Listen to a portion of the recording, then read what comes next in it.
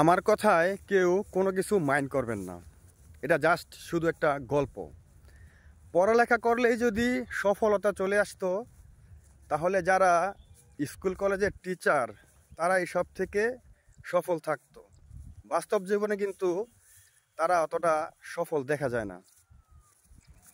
সকালবেলা ঘুম থেকে উঠায় যদি সফলতা থাকতো, তাহলে যারা পেপার বিক্রি করে তারা সব থেকে ধনী এবং সফল থাকতো। কিন্তু বাস্তবে কি সেটা আছে? নাই।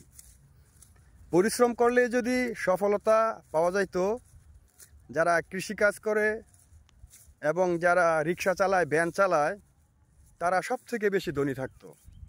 বাস্তব জীবনে কিন্তু এটাও নাই। শরীরে শক্তি থাকার মধ্যে যদি সফলতা থাকতো, তাইলে যারা বডি বিল্ডিং করে তারা এই পৃথিবীকে রাজত্ব করত। কিন্তু সেটা কি আছে? নাই।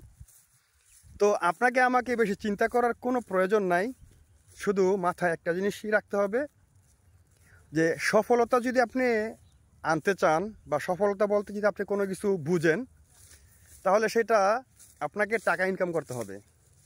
এবার সেটা টাকা আপনি যেইভাবেই ইনকাম করেন সেটা হচ্ছে ভিন্ন কথা। কে কীভাবে ইনকাম করে সেটা হচ্ছে ভিন্ন কথা।